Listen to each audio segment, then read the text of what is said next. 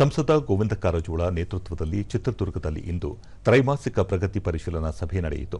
ಈ ವೇಳೆ ಜಿಲ್ಲಾಧಿಕಾರಿ ಟಿ ವೆಂಕಟೇಶ್, ಜಿಲ್ಲಾ ಪಂಚಾಯತ್ ಮುಖ್ಯ ಕಾರ್ಯನಿರ್ವಹಣಾಧಿಕಾರಿ ಡಾ ಎಸ್ ಆಕಾಶ್, ರೈಲ್ವೆ ಭೂ ಸ್ವಾಧೀನಾಧಿಕಾರಿ ವೆಂಕಟೇಶ್ ನಾಯ್ಕ್, ಜಿಲ್ಲಾ ಪಂಚಾಯತ್ ಉಪ ಕಾರ್ಯದರ್ಶಿ ಡಾ ರಂಗಸ್ವಾಮಿ ಸೇರಿದಂತೆ ಹಲವರು ಉಪಸ್ಥಿತರಿದ್ದರು.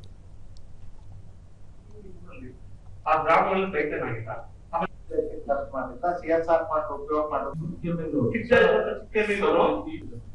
ಅಂದ್ರೆ ಬಿಲ್ಡಿಂಗ್ ಕಟ್ಟಿರೋದ್ರಿಂದ ಕಿಟಕಿಗಳು ನಿನ್ನೆ ನಾನು ಕಳಿಸಿದ್ದೆ ತರಬೇತಿ ಆಗಬೇಕು ಮತ್ತೆ ಪೇಮೆಂಟ್ ಶುರು ಆದ್ರೆ ರೆಗ್ಯುಲರ್ ಫಾರೆಸ್ಟ್ನರು ದೊಡ್ಡ ಕಾಡು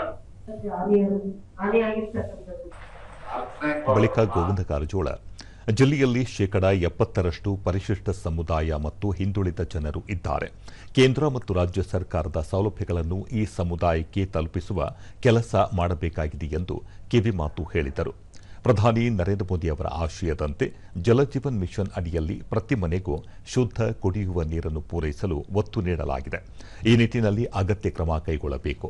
ಗ್ರಾಮೀಣ ಪ್ರದೇಶದ ಜನರಿಗೆ ಪಶುಸಂಗೋಪನೆ, ಮೀನುಗಾರಿಕೆ, ಕುರಿ ಸಾಕಾಣಿಕೆ ಸೇರಿದಂತೆ ಇನ್ನಿತರ ಸೌಲಭ್ಯಗಳ ಕುರಿತು ಮಾಹಿತಿ ನೀಡಬೇಕು ಎಂದು ತಿಳಿಸಿದರು.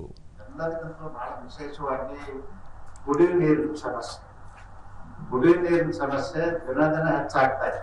ಸುರಕ್ಷಿತವಾದ ಶುದ್ಧವಾದಂತಹ ಕುಡಿಯುವ ನೀರನ್ನು ಕೊಡಬೇಕನ್ನೋ ಸ್ಥಿತಿಯಿಂದ ರಾಜ್ಯ ಸರ್ಕಾರ ಮತ್ತು ಕೇಂದ್ರ ಸರ್ಕಾರ ಹೆಚ್ಚಿನ ಅನುದಾನವನ್ನು ಬಳಕೆ ಮಾಡ್ತಾರೆ. ಅದರಲ್ಲೂ ವಿಶೇಷವಾಗಿ ದೇಶದ ಪ್ರಧಾನಮಂತ್ರಿಗಳು ಜಲ್ ಜೀವನ್ ಮಿಷನ್ ಮುಖಾಂತರ ಪ್ರತಿ ಮನೆಗೂ ಸುರಕ್ಷಿತವಾದ ಶುದ್ಧವಾದಂತಹ ಕುಡಿಯುವ ನೀರನ್ನು ಕೊಡಬೇಕು ಅಂತೇಳಿ ಮತ್ತು ಸರ್ಫೇಸ್ ವಾಟರ್ ಕೊಡಬೇಕು ಅನ್ನೋದು ಪ್ರಧಾನಮಂತ್ರಿಗಳ ಆಸೆ ಇದೆ.